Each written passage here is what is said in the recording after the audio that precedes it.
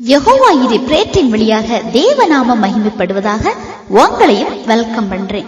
பிரியமானவர்களே, நாம எல்லாரும் நமது நம்பிக்கை திடனை நமது ஆண்டவர் மேல வச்சிருக்கோம்.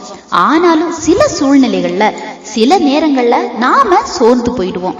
ஆனா வேதாகமத்தில் நீதிமொழிகள் 24:10 பார்க்கும்போது, ஆபத்து காலத்தில் நீ சோர்ந்து போவாயானால் உன் பலன் குறுகினதுன்னு பார்க்கிறோம்.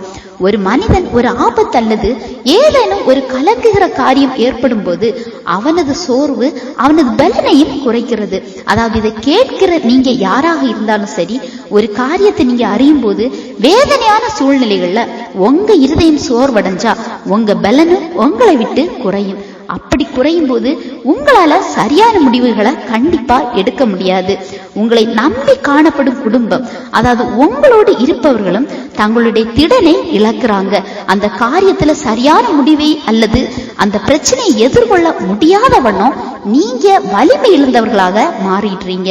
எனவே சங்கீதம் 112:6-7 பார்க்கும்போது, நீதிமான் நித்திய கீர்த்தியுள்ளவன் துர்ச்செய்தியை கேட்கிறதுனால் பயப்படான், அவன் இருதயம் கர்த்தரை நம்பி திடனா இருக்கும்னு பார்க்கிறோம்.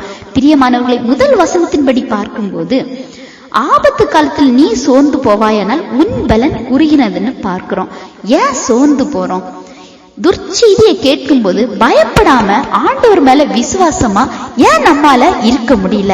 அப்ப அந்த திடன் நமக்குள்ள இல்ல, அப்படிதானே? திடன் ஏன் இல்ல?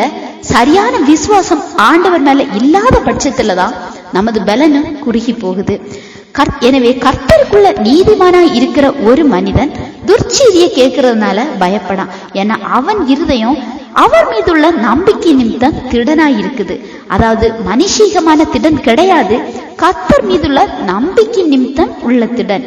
ஆண்டவர் கூட இருப்பதை தெளிவா நம்புகிற ஒரு மனிதனை எந்த காரியமானாலும் சரி, எந்த பாடுகளும் சரி, ஒன்றுமே பண்ண முடியாது. அவனது பலனை குறைக்கிற சோர்வும் அவனுக்குள்ள வராது. கர்த்தரை நம்புறேன்னு சொல்லியும் திடனற்ற ஒரு மனிதனை ஆண்டவர் பயன்படுத்தவும் முடியாது. ஏன்னா அந்த இடத்துல அவிசுவாசமானது அந்த மனிதனுக்குள்ள செயல்படுகிறது. எனவே எந்த காரியத்திலும் நீங்க கர்த்தரை நம்புகிறவர்களா இருந்தால் உங்க திடனை இழந்து நீங்க சோர்ந்து போகாதீங்க, உங்க விசுவாசத்தை குறைத்து மதிப்பிடாதீங்க. எனவே உங்க பலனை நீங்க இழக்க ஆரம்பிப்பீங்க. எனவே கர்த்தரை நம்பி திடனாய் செயல்படுங்க, உங்க விசுவாசத்தை மேம்படுத்துங்க. உங்க வாழ்க்கையில அற்புதங்களையும் மாற்றங்களையும் பார்ப்பீங்க. எந்த விதமான சூழ்நிலை ஆனாலும் சரி, அந்த இடத்துல ஆண்டவர் கண்டிப்பா அற்புதம் செய்ய முடியும். உங்க விசுவாசத்தை ஆண்டவர் மகிமைப்படுத்துவாங்க. சரியா?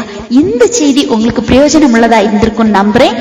ஆண்டவர் தாமே உங்களை ஆசீர்வதிப்பாராக.